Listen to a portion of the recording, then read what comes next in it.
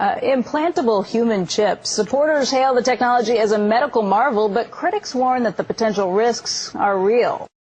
Well, they talked about, for example, electrical hazards. This thing is by no means inert. The way it works is it actually picks up and amplifies ambient electromagnetic energy from the reader devices. And if you have one of these things in your arm and you get within range of a powerful electromagnetic field, it can actually burn you. Oh, and by the way, it can kill you if you get out of line.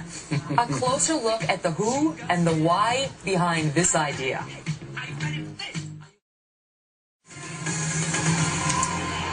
All right, this next story may sound like something out of, well, a Hollywood thriller. A Saudi inventor has created a killer microchip.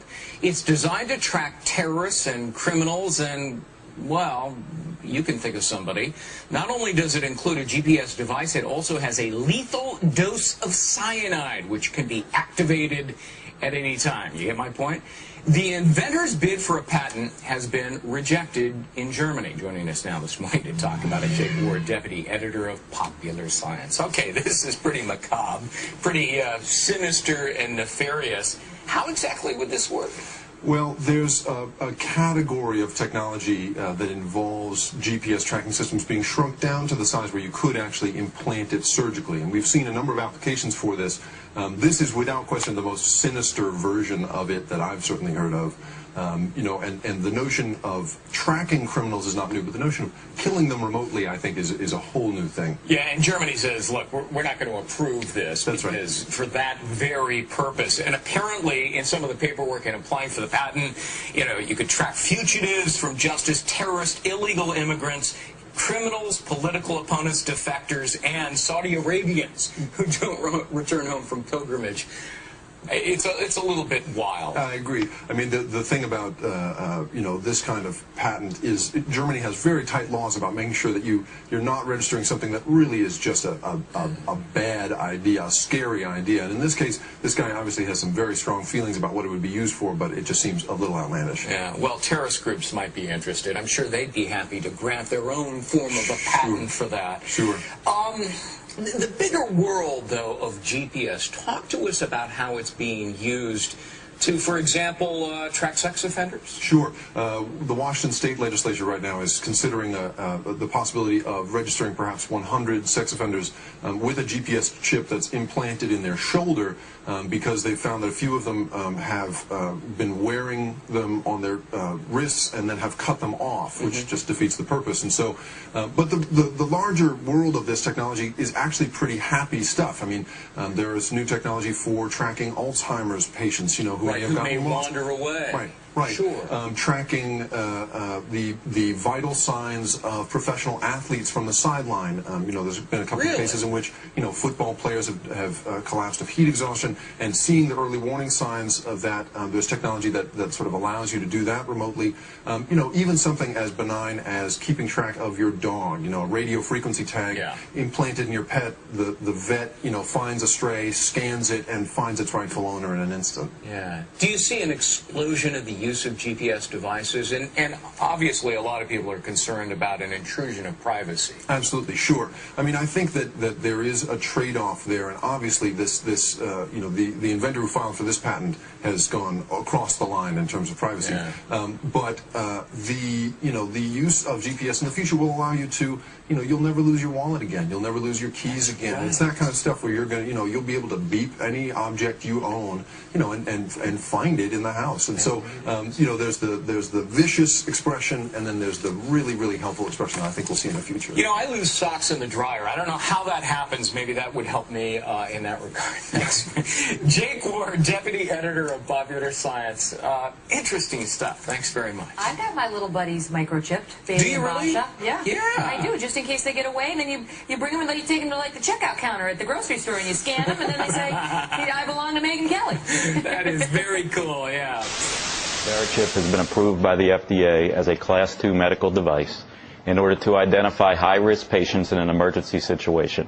It's elective, it's voluntary, And it is certainly critical to the evolution of information technology in healthcare. Go ahead. You have one in your arm right now. That's correct. Where is it? It's in the upper right arm. It's a simple injection process, just like getting a shot of penicillin. Is it painful? Not at all. They numb the area slightly. You don't feel it. They put a Band-Aid on it. Within 2 days, you don't even know it's there. And can we, I don't know, did you get a good shot of this, Peter, the chip? I don't know how tight you can get on it, but these are small, and you've got a scanner with you right now. That's correct. Right? This is the passive scanner. The critics would say, and I listened to it, and I'm trying to figure it out, but they use the they word a lot. Is there a vast RFID conspiracy out there that is they would say this is a slippery slope. This is the first thing. This is where you lull us into a false sense of security. We all get these things. And then the next thing you know, I don't know, it's making like Soylent Green. Like the Trilateral Commission, or the whole world gets taken over, like in Terminator 3 or something. Is anything? I mean, do we need to worry? There's no conspiracy, Joe. You sure? I'm sure. I'm looking at you. I saw your eyebrow. It twitches when you say that a little bit. And I'm looking back at you. Come off? Let me say this. As far as the RFID industry is concerned.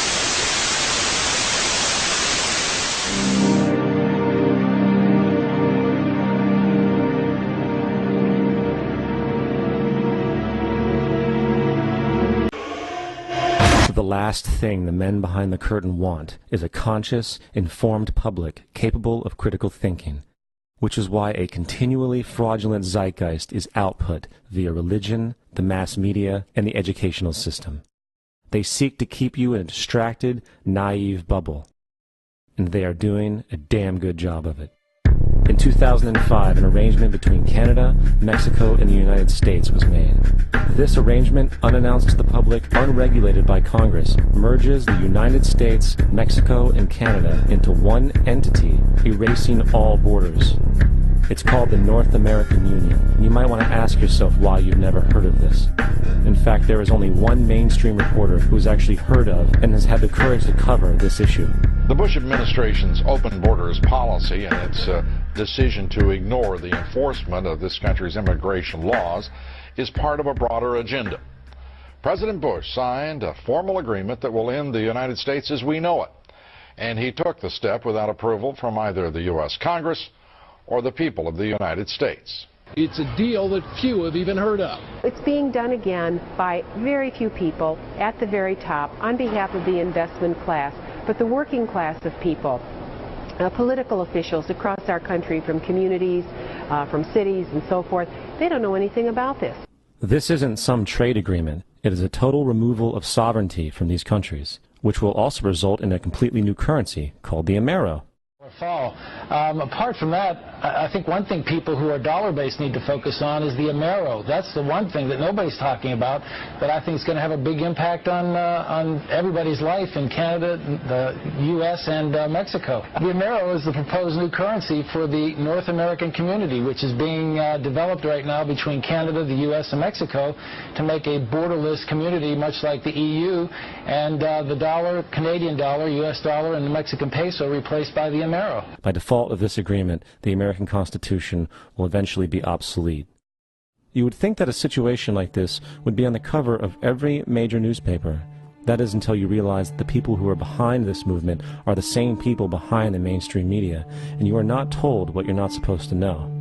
The North American Union is the same concept as the European Union, the African Union, and the soon-to-be Asian Union, and the same people are behind all of them.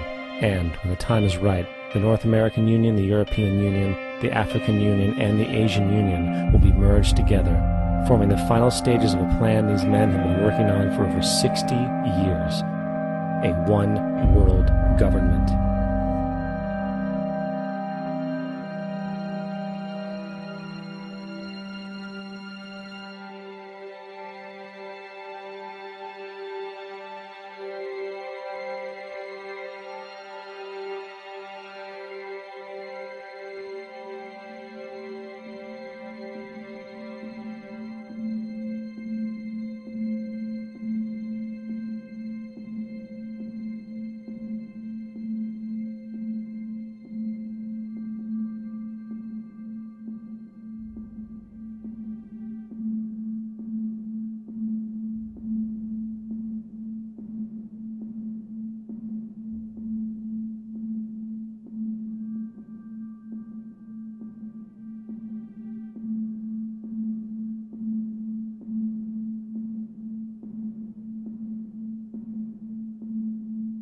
One bank, one army, one center of power.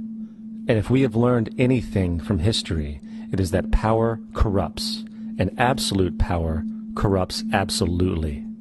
This is Aaron Russo, a filmmaker and former politician. To his left is Nicholas Rockefeller of the infamous Rockefeller banking and business dynasty. After maintaining a close friendship with Nicholas Rockefeller, Aaron eventually ended the relationship, appalled by what he had learned about the Rockefellers and their ambitions.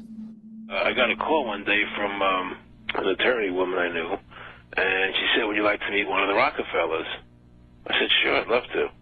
And we became friends, and he began to divulge a lot of things to me.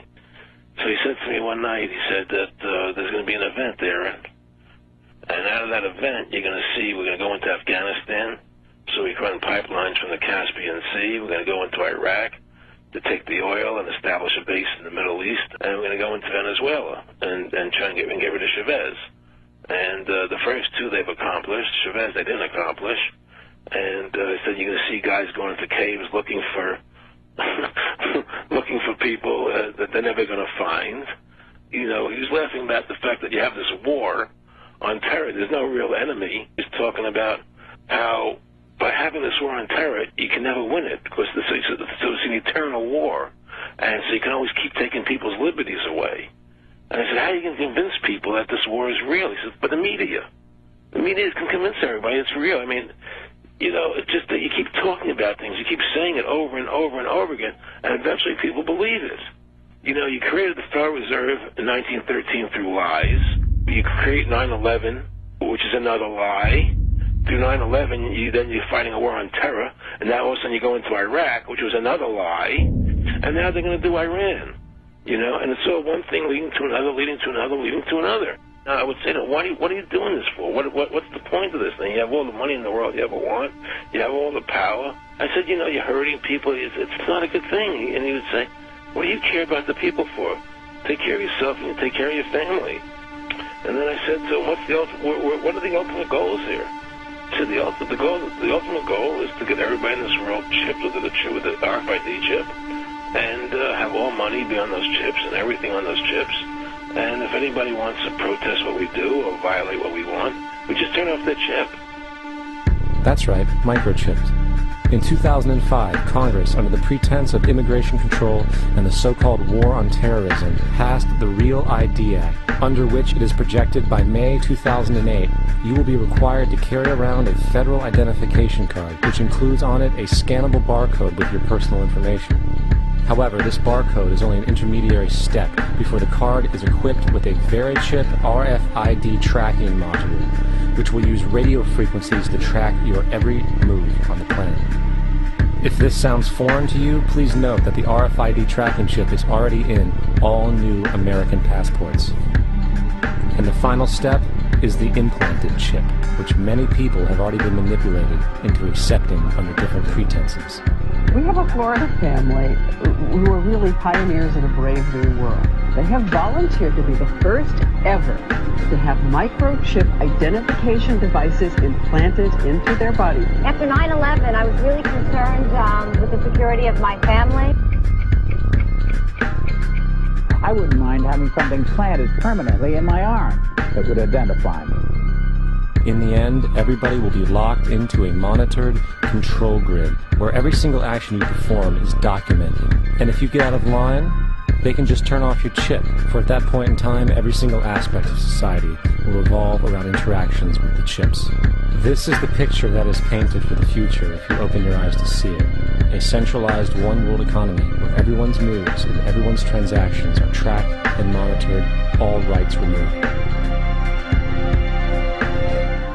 The most incredible aspect of all. These totalitarian elements will not be forced upon the people. The people will demand them. For the social manipulation of society through the generation of fear and division has completely detached humans from their sense of power and reality.